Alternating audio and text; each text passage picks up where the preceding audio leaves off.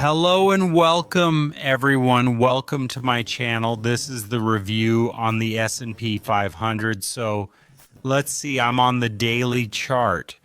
What can we expect? We are now at the level of 3,683.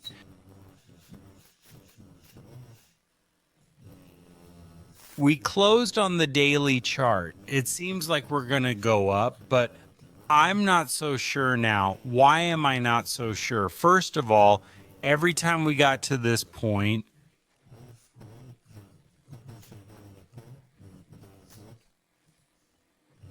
we actually saw a drop. We can see it twice already. Once here, the second time here. It doesn't mean it can't happen again at the next point. We might see a drop. Secondly, what I see is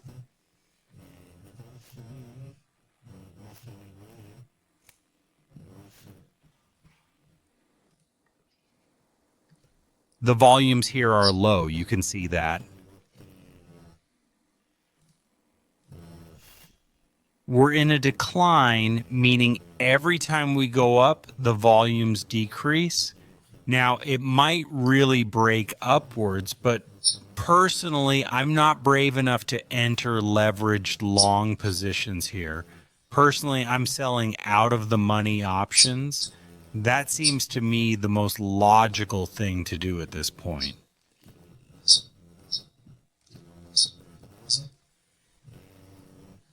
So why don't I think so? If we now go to the weekly chart, it looks like we are indeed going to rise. Look at this candle here. Now, this candle doesn't have too much trading volume. It's an average candle, more or less. Overall, this whole part is relatively average for the period. We can see plus or minus a weekly average. We are also after the declines here, so it's likely that buyers have entered. But regarding new highs, I'm a bit cautious here because, first of all, this is an average. The 200 average, this is the 200 average. Now, if we put a 50 average here, I want to see where we are. First of all, we are very far from the average. First of all, look, every time we deviated from the average, we always return to it throughout history. Look at the distance here. The distance here is quite large. Now, this doesn't mean it can't continue to rise, but the risk is greater than the risk, in my opinion, because even if we enter a long position now, how far do we expect to grow? I see more chance for a correction now. According to the last candle, it does look like we want to go up, but first of all, we're almost reaching the upper Bollinger Band, so we're kind of squeezed here. The 20 average, it's called. This indicator is called the Bollinger Band. Its period is 20, which means it's a 20 average, more or less, and it's 2 standard deviations above and 2 standard deviations below. What I'm mainly concerned about, especially if we look at the monthly chart, is that if we have, today is the 29th of November, we have one more trading day today, Saturday, we have trading on Monday, and it's likely that this candle will stay like this, but it won't change much, more or less. It's like we have one more trading day until the end of the month, and the candle is not going to change drastically. We do see again here that we have a touch on the upper Bollinger Bands. Notice every time there's a touch on the upper Bollinger Bands, it always comes back. Now, again, it's not 100% because here, for example, it touches and it goes up and it goes up. But look at this candle. This candle is a candle called the Hanging Man. That's what it's called. Now, when it comes after an upward sequence, it usually indicates that there will be a correction, which is supposed to take us downwards. Now, again, I don't know. I haven't been to the future. I don't know if it will happen, but there's a good chance. I can show you here. Look. Look at this thing here. Now you see this is the hanging man candle.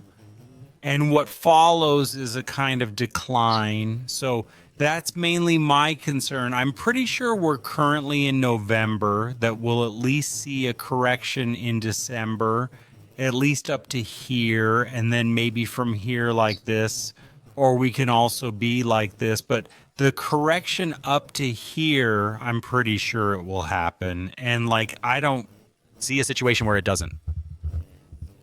And from here, you can enter. From here, you can wait. Personally, we're a bit high, very far from the averages.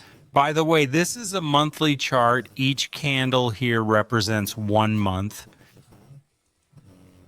Now look at the picture I want to show you.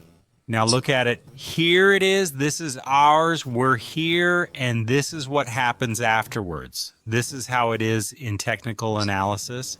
Now, it doesn't always work. It could continue to rise and everything is fine, but I think it's worth being cautious here. This is regarding the S&P 500. Now, I'm also using the RSI and the MACD. So first of all, in the MACD, look, every time we open here, every time we open a gap, it can continue to rise. But in the end, we also close it. Also in the RSI, we're already at 75, which is relatively overbought territory. Again, this is after, notice that we're after 6 consecutive months of increases, meaning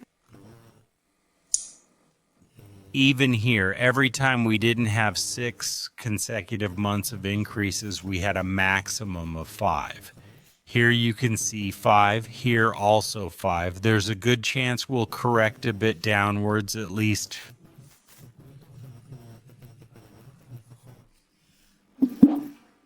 to this part. Up to here, which is about 6 to 7, and then we'll go up. But I don't see us correcting. In my opinion, we might even go down a bit because we're really far from the averages.